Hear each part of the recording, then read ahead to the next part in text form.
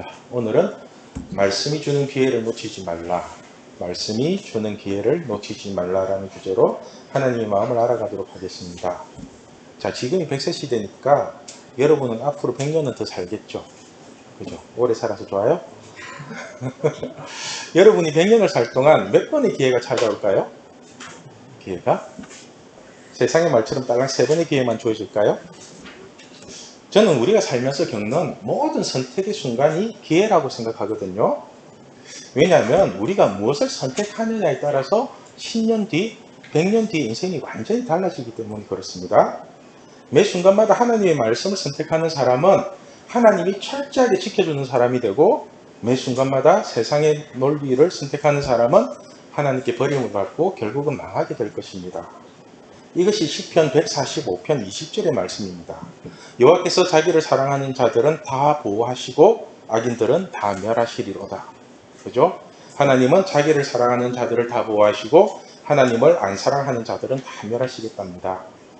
이처럼 하나님의 기준은 선명하고 정확합니다. 그리고 하나님의 기회는 특정한 사람에게만 주어지는 것이 아니라 모든 사람에게 공평하게 주어지는 기회입니다. 단지 문제는 이 기회를 철저하게 붙잡는 사람이 있고 자신에게 주어진 기회조차도 내팽개쳐버리는 사람이 있다는 사실입니다. 요엘 2장 32절 말씀을 우리 같이 읽겠습니다. 자, 누구든지 여호와의 이름을 부르는 자는 구원을 얻으리니 이는 나 여호와의 말대로 시온산과 예루살렘에서 피할 자가 있을 것이며 남은 자 중에 여호와의 구원을 받을 자가 있을 것이니라. 아멘. 자, 보세요. 누구든지 여호와의 이름을 부르는 자는 구원을 얻는답니다. 다시 말해 하나님을 아버지라고 부르는 사람은 누구든지 구원을 받는답니다. 그러니까 하나님, 저 요즘 너무 힘들어요. 저 좀 도와주세요. 이렇게 구하기만 하면은 누구든지 구원을 받는데요. 그렇게 하나님이 도와주신대요. 이처럼 하나님은 항상 우리에게 기회를 주시는 분이고 그 기회를 잡으라고 말씀하십니다. 그런데 사람들은 이렇게 주어진 기회조차도 잡지 않고 하나님 탓만 하는 사람들이 의외로 많습니다. 여러분들도 하나님 탓을 하기 전에 여러분들이 어떤 선택을 하고 있는지를 먼저 살펴보십시오. 말씀이 주는 기회를 잘 잡고 있는지, 아니면 말씀이 주는 기회를 끊임없이 놓치고 있는지. 그죠? 지난주에 말씀드렸듯이 하나님의 테스트가 저에게는 하나의 기회였거든요. 사실 시험을 좋아하는 사람이 누가 있겠습니까? 그러나 하나님의 시험을 통과하면 저의 믿음을 하나님께 보여드릴 수 있는 기회잖아요. 제가 당근에서 의자를 사온 뒤부터 안 좋은 일이 계속 일어나니까 우리 모친이 그 의자를 갖다 버리라고 말씀드렸죠. 버리라고 했다고. 그 이유가 의자를 가지고 날짜가 굉장히 안 좋은 날이라고, 한마디로 재수 없고 손 있는 날이랍니다. 남들한테 이런 말을 들어도 기분이 찝찝한데 같이 사는 엄마한테 이런 말을 들으면요, 무슨 일이 생길 때마다 얼마나 신경 쓰이는지 아세요? 예? 우리 모친도 교회를 다니시기는 다니시는데 그 속에 하나님의 말씀이 아니라 과거부터 전해 내려오는 무속신앙이 자리를 잡고 있는 것입니다. 그래서 교회를 다니는 거랑 예수님을 믿는 거랑은 전혀 다른 겁니다. 여러분, 우리가 교회를 다닐지라도 성경 말씀을 따라서 살지 않으면 예수님을 믿는 게 아닙니다. 예수님을 믿는다는 것은 성경 말씀으로 살 때부터 진짜 믿음이 시작되는 것입니다. 그런데 당근에서 사온 의자 때문에 계속해서 안 좋은 일이 일어난다고 그 의자를 갖다 버리거나 되팔아 버린다면 저는 누구의 말을 듣고 사는 게 되죠? 그렇죠?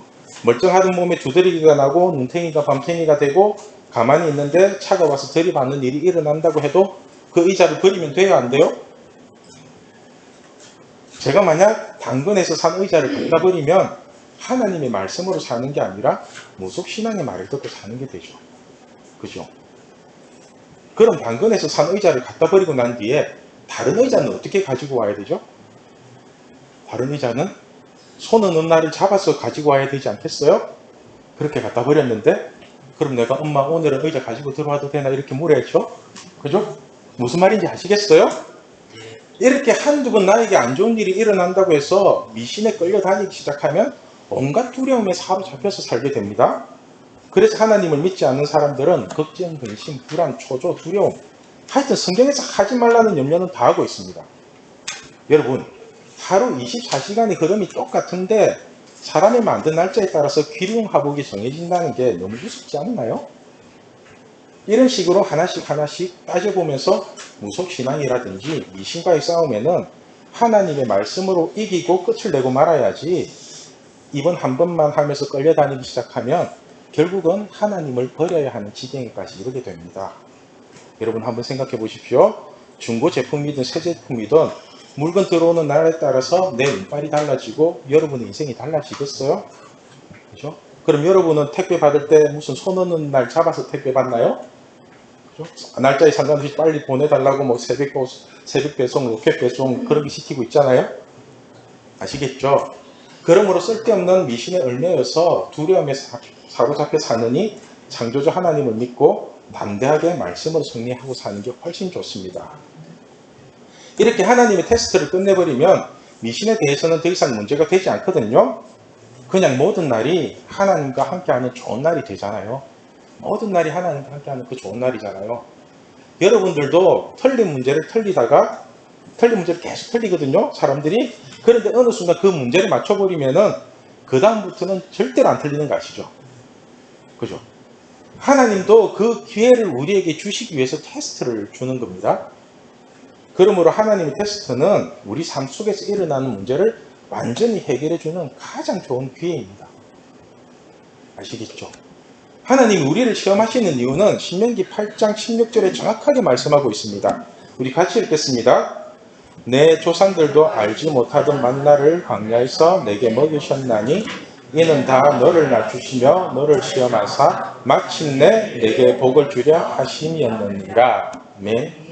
하나님이 우리를 낮추시고 우리를 시험하시는 이유가 뭐라고요? 왜 낮추시고 시험하시고 그래요? 마침내 우리에게 복을 주기 위해서라고 합니다. 마침내. 이런 시각으로 시험을 바라본다면 테스트는 하나님의 복을 받을 수 있는 완전한 기회죠. 완전한 기회. 그러니까 여러분, 하나님이 주시는 기회를 잘 붙잡으시고 여러분의 힘으로 풀 수 없는 그런 문제들이 하나님으로 힘으로 풀어지는 그런 기적들이 일어나게 됩니다. 아시겠죠? 하나님이 주시는 기회를 잘 잡으세요. 우리가 하나님이 주시는 기회를 잘 잡기 위해서는 오늘 본문의 시각이 매우 중요합니다. 오늘 본문의 내용을 잠깐 살펴보면 세리인 레위는 마태거든요. 마태를 제자로 부르시는 장면입니다. 세리는 세금을 거두는 사람을 말하는 것이고 그 당시에는 매국노로 취급을 받는 그런 사람이었습니다. 일제강점기로 말하면 친일파 같은 사람을 예수님이 제자로 부르니까 동종업계에 종사하는 수많은 세리와 죄인들이 예수님을 따르게 됩니다. 이 모습을 보고 있던 바리새인과 서기관들이 예수님께 이제 시비를 겁니다. 아니 당신은 의인이고 하나님의 아들이라고 하면서 어떻게 매국노와 죄인들하고 같이 밥을 먹고 놀 수 있냐는 겁니다. 그러자 예수님이 하시는 대답이 바로 17절 말씀입니다. 우리 17절 말씀 같이 읽겠습니다. 예수께서 들으시고 그들에게 이르시되 건강한 자에게는 의사가 쓸데없고 병든 자에게야 쓸데있느니라. 나는 의인을 부르러 온 것이 아니요 죄인을 부르러 왔노라 하시니라. 아멘. 바로 이 말씀이 오늘 본문의 핵심입니다. 핵심. 예수님은 우리를 제자로 부르시는 게 중요한 게 아니라 우리가 예수님께 나아갈 때 어떤 모습으로 나아가야 하는지가 중요합니다. 여러분은 건강한 자입니까? 병든 자입니까? 의인이에요? 죄인이에요? 17절에 건강한 자에게는 의사가 쓸데없고 병든 자에게라야 쓸데있다고 말씀하십니다. 또한 예수님은 의인을 부르러 온 것이 아니라 죄인을 부르러 오셨다고 말하고 있습니다. 이처럼 우리는 누구나 죄인이며 병든 자입니다. 그래서 병든 자가 의사를 찾듯이 죄인인 우리가 예수님을 찾아야지만이 치유가 일어나는 것입니다. 제가 여러분들을 보면서 참 안타까운 게 뭐냐면은 병든 자라는 것은 어느 정도 인정하고 있는 것 같아요. 그런데 고침받는 것을 굉장히 싫어한다는 사실입니다. 어떨 때는 병을 고칠 수 있는 기회를 줘도 스스로가 그 기회를 거부하는 경우가 많습니다. 예를 들면 이런 겁니다. 자, 우리가 지난주부터 이우정 지휘자님한테 찬양을 배우고 있습니다. 그렇죠? 이우정 지휘자님은 그러니까 숨은 고수에서 한 70명 정도의 학생들을 가르쳤고 제가 보기에도 실력이 출중하시고 믿음도 좋으신 분입니다. 제가 우리 여름 수련을 마치고 지휘자님께 이제 이런 부탁을 했죠. 저랑 찬양을 배우고 싶은 아이들 한두 명을 데리고 지휘자님 작업실에 가서 조금 찬양을 배우고 싶습니다. 어떻게 하면 좋을까요? 이렇게 물었더니 지휘자님 하시는 말씀이 힘들게 아이들 데리고 오지 마시고 자기가 직접 와서 가르쳐 주시겠답니다. 아이들이 많으면 본당에서 연습을 하도 되고 그리고 비용도 받지 않겠다고 그렇게 말씀을 하시더라고요.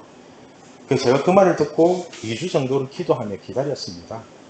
먼저는 하나님이 원하시는 뜻이 무엇인지를 알고 싶었고요. 그리고 한다면은 여러분들을 어떻게 모아야 될지가 고민이었습니다. 제가 걱정했던 것은 여러분들을 꼬셔서 같이 하자고 권유는 할 수 있는데 그렇게 모여가지고 여러분들이 안 빠지고 계속해서 잘 할 수 있도록 할 자신이 없었어요. 안 그래도 변덕이 심한 여러분들인데 처음에 제가 꼬시면은 참석했다가 자기가 생각하는 것과 조금만 달라도 딴소리 하면서 안 나오는 게 여러분들이거든요. 잘 아시죠? 그죠? 그리고 그 뒷수습은 제가 다 해야 되고, 저는 그 지휘자님을 무례하게 그렇게 대하고 싶지 않더라고요. 그분은 빨리 와서 항상 기다리는데. 그래서 뭔가를 진행할 때마다 쉽게 보여도 그 뒤에 숨어있는 어려움이 굉장히 많습니다. 여러분, 사회생활이나 인간관계는 약속과 계약의 관계거든요. 그래서 직장에 취직을 하면은 근로계약서부터 작성을 하잖아요. 우리가 어떤 일을 시작할 때 그 판이 깨어지기 전까지는 약속을 끝까지 지키겠다는 각오로 시작을 해야 됩니다. 아무런 대책도 없이 나에게 이익이 된다고 낼름받고 나에게 손해가 된다고 돌아서서 싫다고 해버리면 시간이 지날수록 기회는 사라지게 됩니다. 여러분들 중에도 자꾸 시간 약속 안 지키고 약속을 어기고 그러면 서서히 함께하기 싫어지고 연락도 안 하고 그렇게 되잖아요. 그죠?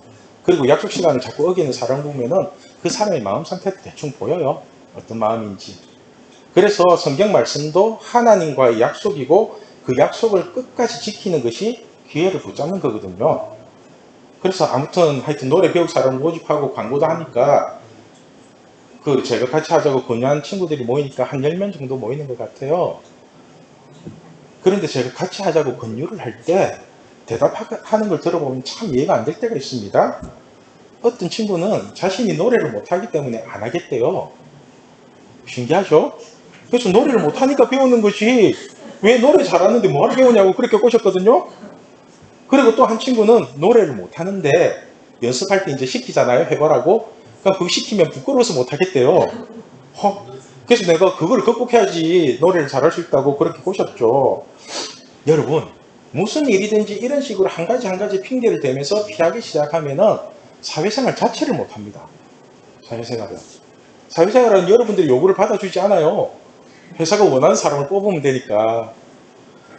여러분들이 같이 노래방을 가봐서 알겠지만 서로의 노래 실력이 어느 정도인지 대충 다 알지 않나요? 서로 다 알잖아요. 그러면은 배울 기회가 있을 때 빨리 배워서 노래를 잘하는 게 좋은 거지 언제까지 그렇게 피하면서 살 거예요? 그죠? 오늘 말씀대로라면은 노래에 대해서는 우리 중고등부 아이들 대부분이 병든자거든요. 그래서 음악의 의사인 지휘자님께 노래를 배워서 고치려고 하는 거고요. 그죠? 그런데 노래를 못해서 노래를 안 배우겠대요. 모순도 이런 모순이 없습니다. 우리가 몸이 아플 때 의사를 찾으면 진료도 하고 처방전도 써줍니다. 그리고 아무런 병이 없어도 몸이 아프다고 하면은 최소한 영양제라도 한 대 놔줍니다. 저는 여러분들이 주어진 기회조차도 놓치는 그런 어리석은 사람이 되지 않았으면 좋겠습니다. 그냥 참석하고 앉아있는 것만으로도 회복이 되는 경우가 많아요. 그죠? 병든 자에게 고칠 수 있는 기회를 줬는데도 그 기회조차 잡지 않는다면 그 사람은 어리석은 사람이죠. 그죠? 여러분, 하나님이 우리에게 주신 하루하루는 모든 것이 기회입니다. 모든 것이. 요한계시록 2장 21절에 이런 말씀을 하십니다. 또 내가 그에게 회개할 기회를 주었으되 자기의 음행을 회개하고자 하지 아니하는도다. 하나님은 우리에게 회개할 기회를 주셨답니다. 그런데도 우리가 자신의 잘못을 뉘우치지 않고 회개할 기회를 놓쳐서 지옥에 떨어진다면 그건 누구의 잘못이에요? 기회를 줬는데도 그 기회를 잡지 않았다면 그건 누구 잘못이에요? 주일 예배도 마찬가지입니다. 예배 시간에 참석만 하고 있어도 하나님의 기회 안에 있는 거거든요. 그죠? 여러분, 시간이 멈춰져 있는 것 같지만 끊임없이 흐르고 있는 거 아시죠? 그죠? 그러니까 여러분들이 나이를 그냥 먹었죠. 그죠? 여러분들이 뭐 돈 주고 사서 먹고 그런 게 아니잖아요. 그냥 시간 지나니까 그러고 올해도 얼마 안 남은 거 아시죠? 그죠? 이 하나님의 시간에 올라타는 것이 바로 기회를 잡는 겁니다. 하나님의 시간에 올라타고 있어야 돼요. 그래서 예배 중심으로 자꾸 살아가는 하는 이유가 그거예요. 예를 들면은 우리가 서울을 가기 위해서는 서울 가는 기차만 타고 있어도 서울은 자동으로 가죠. 그죠? KTX를 타든 새마을호를 타든 막 옛날에 막 비둘기 이런 거 12시간 걸려서 갔거든요. 통일호도 안 해? 와, 꽤 오래됐네. 무궁화 통일호 비둘기 막. 그죠? 빨리 가고 늦게 가고는 기차가 달리는 속도의 문제이지 서울이라는 목적지는 반드시 도착하게 되어 있습니다. 마찬가지로 우리가 하나님께 잘 붙어만 있어도 수많은 열매들이 저절로 맺히게 됩니다. 요한복음 15장 5절 말씀 우리 같이 읽겠습니다. 나는 포도나무요 너희는 가지라. 그가 내 안에 내가 그 안에 거하면 사람이 열매를 많이 맺나니 나를 떠나서는 너희가 아무것도 할 수 없음이라.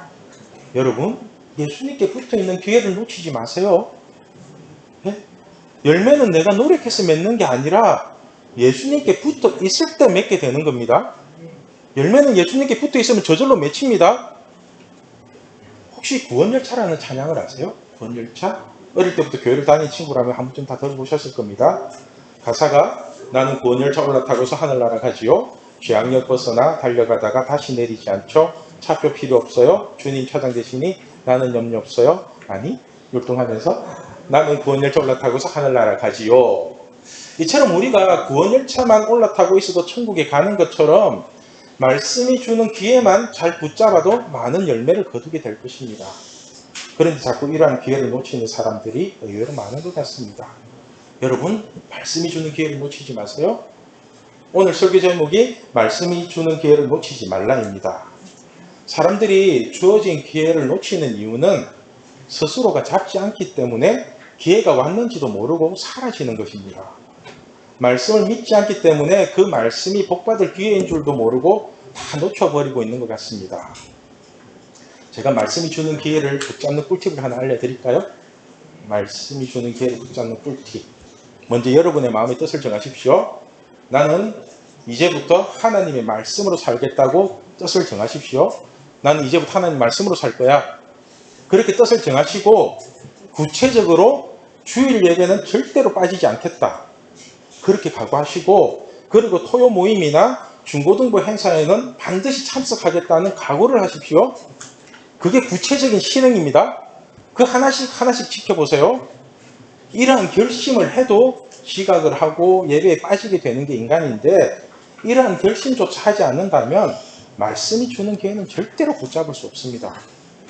우리가 예배를 중심으로 모이고 하나님 말씀을 붙잡고 살면 성경에 기록된 모든 축복을 다 누리며 살게 될 것입니다. 예수님은 의인을 부르러 온 것이 아니라 죄인을 부르러 왔습니다. 우리 모두가 죄인이기 때문에 아무리 뜻을 정하고 아무리 결심을 해도 넘어지고 실수하게 되어 있습니다. 그러나 뜻을 정한 사람은 다시 일어설 수 있는 힘이 있고 회복력이 굉장히 빠릅니다. 아시겠죠? 뜻을 정한다는 것은 코로나 백신을 맞는 것과 똑같은 거예요. 코로나 백신 아직 맞으신 분이 지나 맞았나? 아직? 우리가 코로나 백신을 맞아도 감염이 될 수는 있지만 감염 확률도 낮고 회복도 굉장히 빠른 거 아시죠? 백신 맞고 난 뒤에는. 그러니까 여러분들이 결심을 하면은 넘어지더라도 일어설 힘이 굉장히 빠르고 회복력도 굉장히 빠른 거예요. 마태복음 6장 33절에 그런즉 너희는 먼저 그의 나라와 그의 의를 구하라. 그리하면 이 모든 것을 너희에게 더하시리라는 말씀처럼 여러분들이 예배 중심, 기도 중심, 찬양 중심으로 살아간다면 마음의 병들이 치유되고 인생의 문제가 해결될 것입니다. 이것이 말씀이 주는 기회를 붙잡는 지혜입니다. 병든 자가 의사의 말을 들어서 치료가 되듯이 죄인인 우리가 하나님의 말씀으로 산다면 삶 속에서 일어나는 문제는 반드시 해결될 것입니다. 그러므로 말씀이 주는 기회조차 놓치는 어리석은 자가 아니라 성경에 기록된 모든 말씀을 꽉 붙잡는 지혜로운 우리 신앙교회 중고등부가 되면 좋겠습니다. 네. 자, 기도하겠습니다. 이 시간 우리 다 함께 기도하면 좋겠습니다.